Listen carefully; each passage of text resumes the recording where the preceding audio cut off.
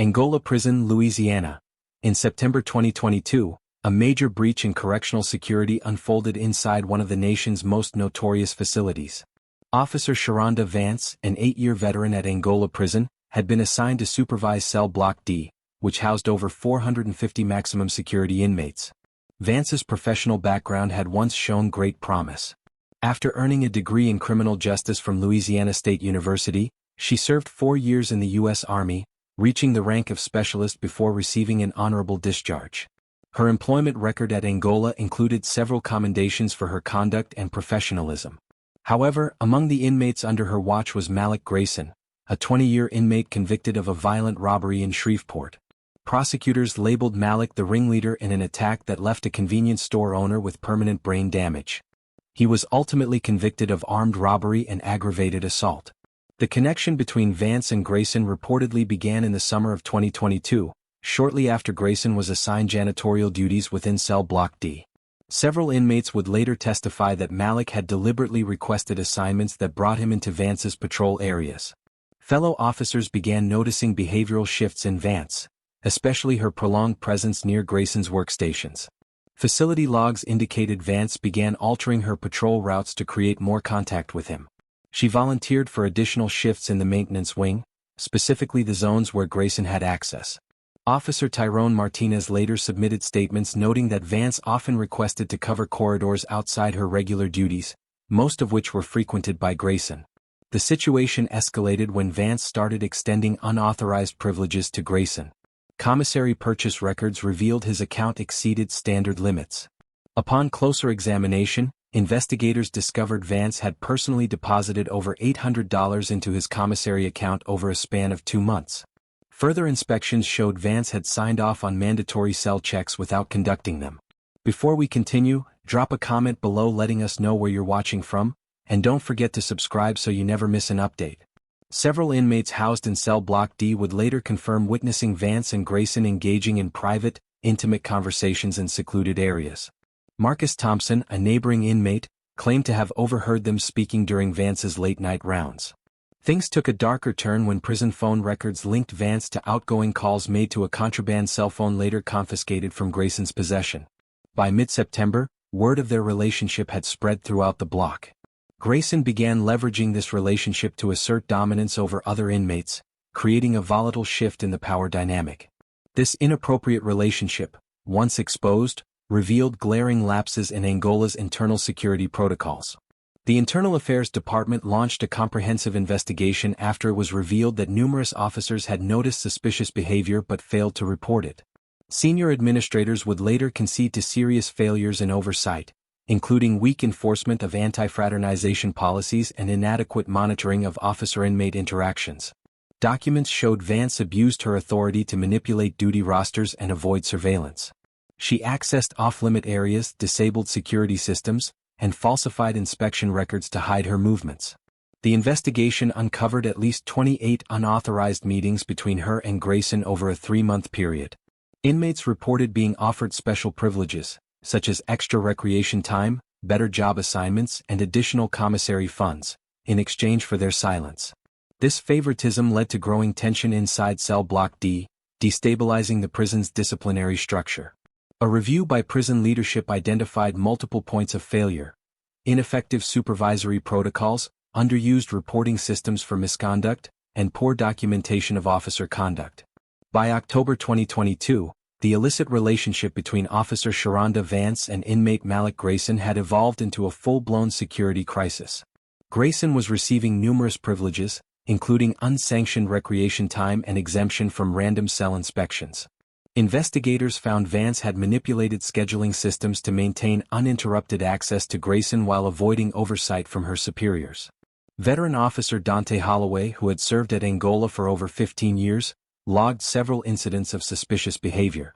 In his official report, he documented observing both Vance and Grayson entering the prison laundry facility separately on multiple occasions.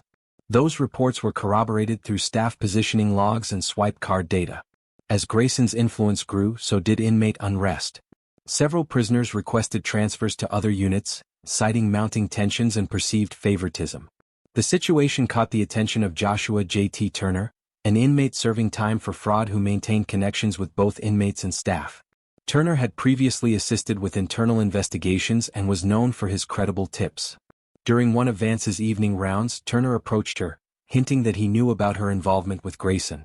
Bank records around this time began to reveal signs of desperation. Vance drained her savings account and began making cash deposits into several inmates' commissary accounts, clear attempts to buy silence. She exhausted her retirement fund and accrued thousands in personal debt. Communication logs indicated an uptick in unauthorized contact between her and Grayson, and surveillance reports noted Vance lingering in restricted areas where Grayson was assigned. Investigators soon confirmed that Grayson had constructed a small but powerful contraband ring using his relationship with Vance to avoid detection.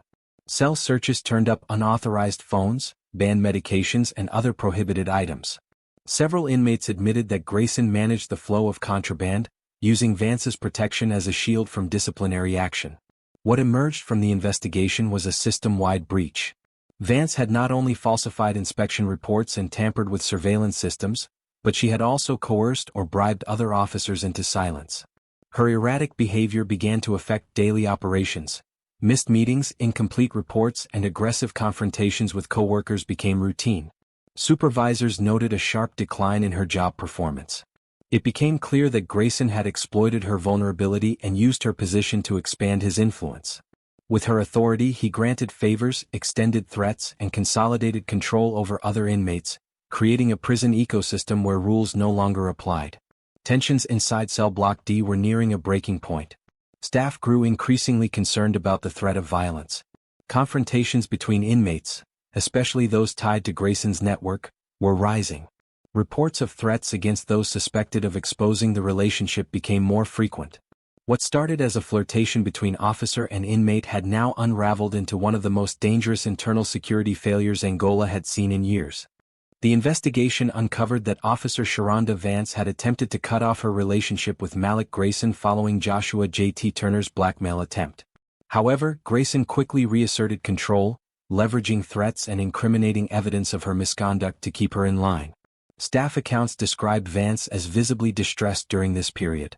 A review of prison operations confirmed that her compromised position had introduced critical vulnerabilities. Her actions had allowed a dramatic surge in contraband movement, weakened cell block security, and disrupted the prison's inmate hierarchy. Tensions peaked when Vance began receiving anonymous threats from other inmates aware of her ties to Grayson. According to official records, she submitted multiple requests for reassignment to other units, all of which were denied due to staff shortages and her deteriorating job performance. By late October 2022, the relationship between Officer Vance and inmate Grayson had devolved into a dangerous standoff. Staff interviews revealed that Grayson had amassed a collection of evidence, contraband text messages, secret recordings and financial records, documenting their interactions. Despite repeated attempts, Vance's transfer requests were denied, further trapping her in the fallout. Prison records indicated that Grayson had recently taken on a work assignment in the prison's medical wing, giving him partial access to sensitive supplies and equipment. Investigators later confirmed that Vance used her position to manipulate the medical inventory tracking system, concealing the disappearance of several vials of potassium chloride, a powerful medication stored under strict control. On the night of November 2, 2022, Vance reported for her scheduled shift in Cell Block D.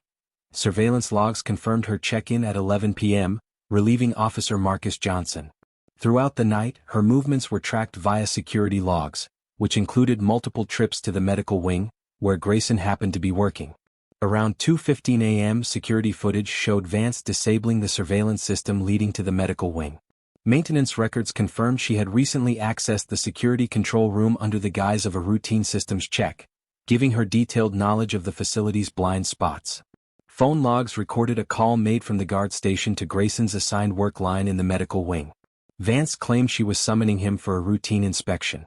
Fellow inmates later testified that Grayson appeared nervous before leaving for that meeting. The official autopsy would later determine that Grayson died of acute cardiac arrest caused by a lethal injection of potassium chloride. Toxicology reports revealed levels in his bloodstream consistent with a fatal dose, approximately 40 milliequivalent, far beyond therapeutic limits. The administration site suggested a professional injection, not self-inflicted. Investigators determined that Vance had staged the scene to appear as an accidental overdose. However, forensic technicians identified inconsistencies in the placement of drug paraphernalia found near Grayson's body.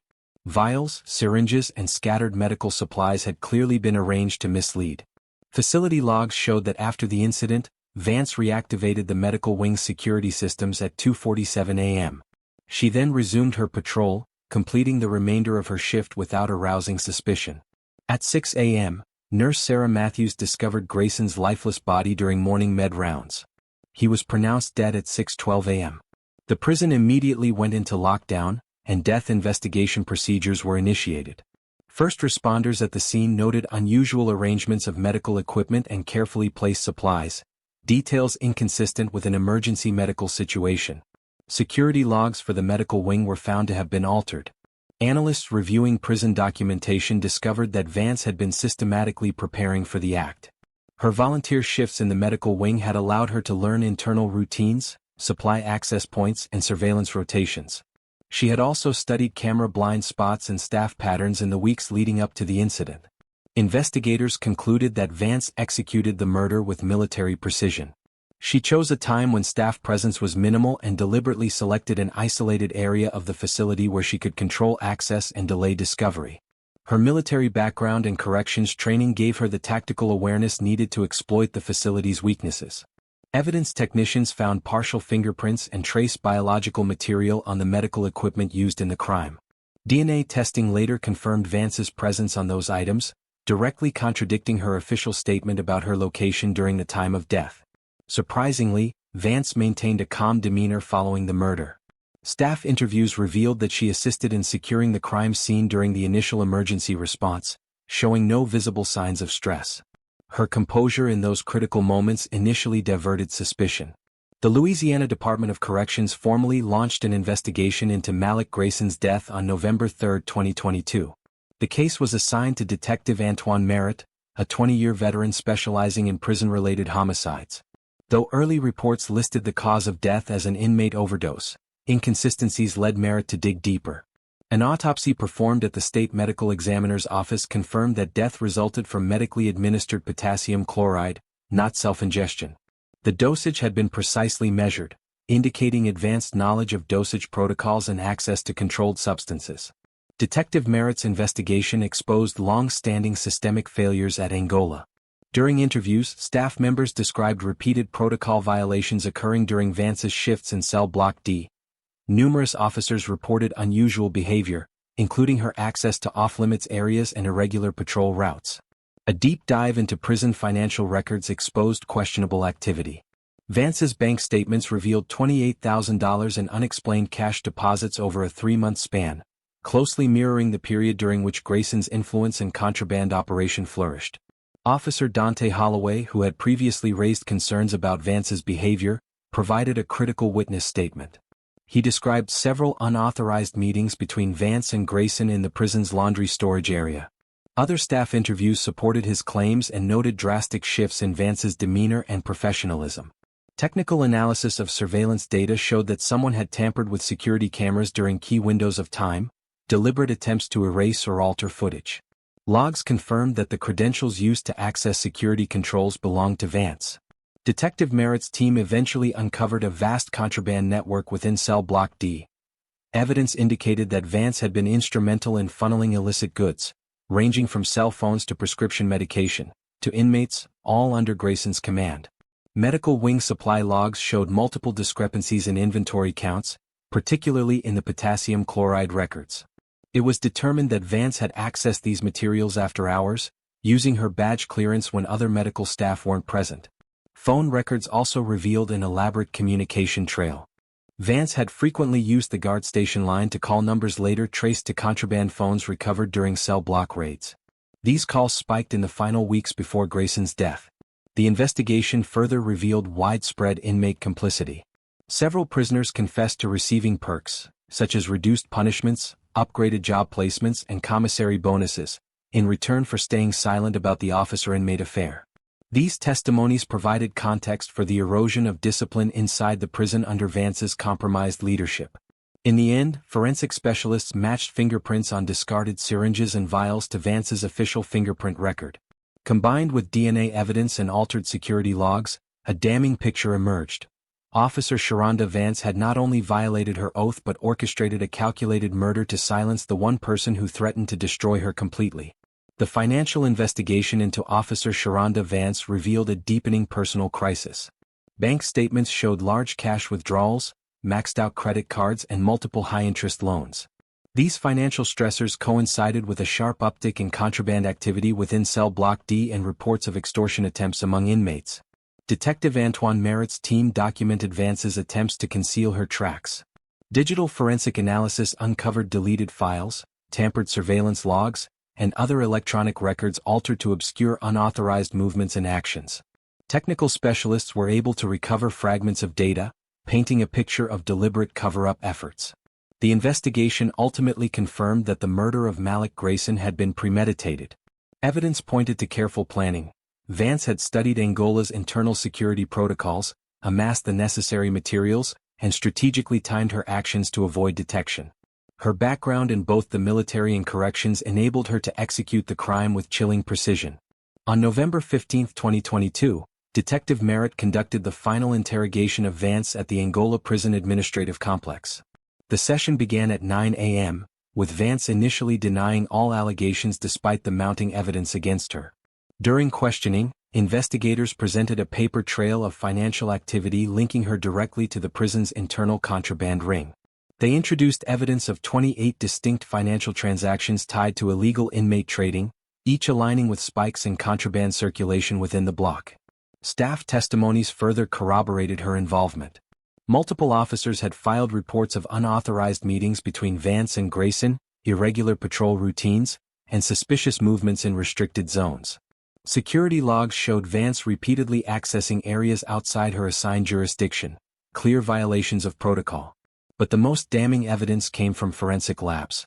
Experts had lifted Vance's fingerprints from the medical equipment used in Grayson's murder. DNA matched her to several items discarded near his body. Technical audits confirmed deliberate tampering of surveillance systems using her login credentials. Faced with an overwhelming case, Vance broke down. At exactly 2:45 p.m., she gave a full confession. She admitted that her relationship with Grayson began during the summer of 2022 and quickly escalated into a dangerous arrangement. What started as flirtation evolved into a complex network of contraband smuggling and abuse of power. Grayson, she revealed, began to blackmail her, threatening to expose their affair unless she helped him expand his influence behind bars. Vance confessed to facilitating the movement of contraband throughout Cell Block D, including drugs, unauthorized phones, and banned goods. She described how she stole medical supplies, bypassed inspection routines, and manipulated digital logs to erase traces of wrongdoing. She then walked investigators through her plan to kill Grayson. Her confession outlined how she memorized the schedules of medical staff, studied camera blind spots, and identified weaknesses in the system. She admitted to stealing potassium chloride from restricted storage, choosing a time with minimal staffing, and disabling specific security systems to create an opportunity. To cover her tracks, Vance staged the scene to look like an accidental overdose. She faked inspection logs, moved surveillance recordings, and placed syringes and medical vials around the body to mislead investigators. Her prior military training helped her orchestrate the crime with clinical efficiency. In the aftermath of the confession, prison administrators uncovered the full scope of corruption stemming from her compromised position. Numerous inmates had received unauthorized benefits through their connection to Grayson's contraband operation, ranging from extended recreation time to preferred work duties.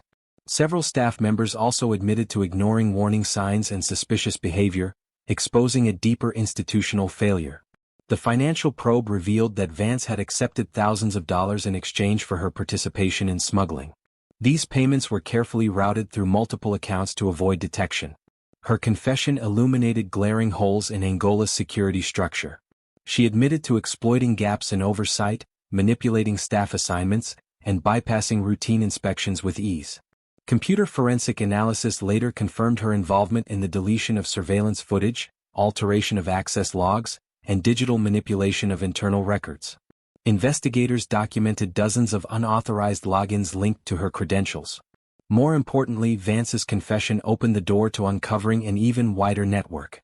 She named other staff members involved in the contraband ring and identified smuggling routes, revealing deep-seated corruption within Angola Prison's infrastructure. Detective Merritt's team compiled a comprehensive report detailing security breaches, staff misconduct, and institutional failures. Their findings called for major reform in staff supervision, inmate monitoring, and technological safeguards. In December 2022, the state of Louisiana formally filed charges against Sharonda Vance. She was indicted on multiple counts, including first-degree murder, official misconduct, contraband trafficking, evidence tampering, and corruption. Her trial commenced in March 2023 at the Louisiana District Court. Prosecutors presented a damning case backed by a mountain of physical evidence: surveillance logs, forensic reports, financial records, and Vance's own confession. Technical experts testified about deliberate manipulation of security systems, and prison documentation showed a clear pattern of falsified duty rosters and inspection reports. The defense, in turn, attempted to frame Grayson as the true manipulator. They cited his history of criminal behavior and influence within the prison, arguing that Vance acted under extreme coercion. They presented evidence of threatening messages and financial extortion attempts, hoping to portray her as a victim. However, medical testimony proved decisive. Experts confirmed that the administration of potassium chloride had been professional, precisely measured, and not self-inflicted, undermining claims of accidental death. Forensic analysts tied Vance directly to key pieces of evidence found at the crime scene.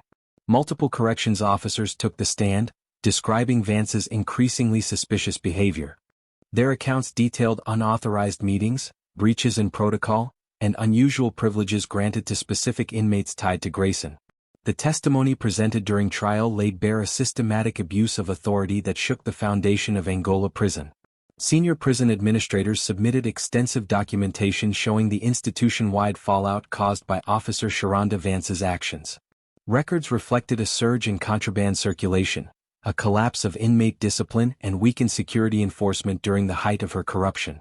Internal reviews conducted by the Department of Corrections exposed the broad scope of her criminal activities.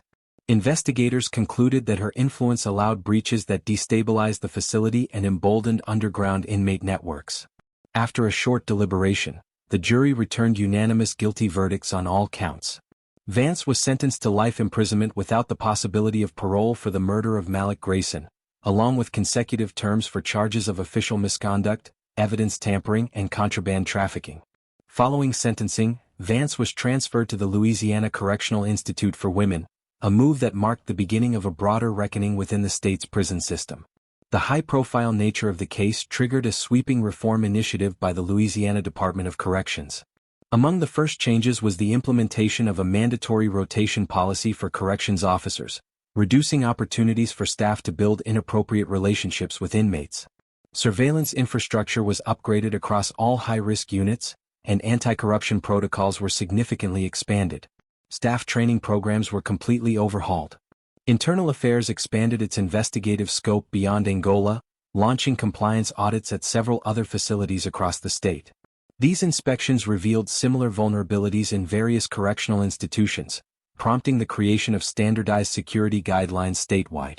Key reforms included improved staff screening processes for both new hires and long-term employees, mandatory reporting policies for suspicious interactions between staff and inmates, increased monitoring of restricted zones and updated protocols for inmate work assignments, behavioral assessments conducted at regular intervals to detect early signs of misconduct. The Department of Corrections also introduced enhanced accountability protocols. Regular audits, improved incident reporting systems, and tighter controls over electronic surveillance access became standard across all facilities. In addition to policy changes, the investigation's findings sparked a broader reevaluation of correctional ethics and operational integrity. State officials initiated reforms designed to address not just technical failures, but cultural ones, placing emphasis on transparency, professionalism, and prevention of staff exploitation. These reforms aim to fortify the correctional system against future corruption by promoting a culture of ethical responsibility, clear boundaries in staff-inmate relationships, targeted leadership training for mid-level and senior staff, real-time surveillance analytics for high-risk sectors. At Angola, administrative leadership was completely reorganized. A new warden was appointed, bringing in a leadership team tasked with re-establishing operational order. The facility launched a comprehensive integrity testing initiative, which evaluated staff on their adherence to updated policies and personal conduct standards. The legacy of the Vance case became a key component of mandatory training for corrections officers statewide. New staff are now educated on the dangers of boundary violations, signs of manipulation, and the ripple effect of institutional compromise. Educational seminars, role-play scenarios, and case study reviews are now part of the onboarding curriculum for all correctional officers. These programs emphasize professional ethics, accountability, and the critical importance of maintaining the chain of command in secure environments. Ongoing performance evaluations are used to monitor compliance with the new guidelines. Staff are required to pass annual ethics certifications and participate in refresher workshops that reinforce best practices in correctional security. The reforms born from this case have left a lasting imprint on correctional facility operations throughout Louisiana. Enhanced surveillance, tighter staff oversight, and rigorous anti-corruption protocols are now cornerstones of the system. What began as a tragedy and betrayal at Angola has since evolved into a statewide movement towards safer, more accountable corrections management. Stay with us as we continue to bring you more stories of crime. Keep watching. And be sure to subscribe so you never miss a moment of the story. This is Ruthless Realities. Until next time.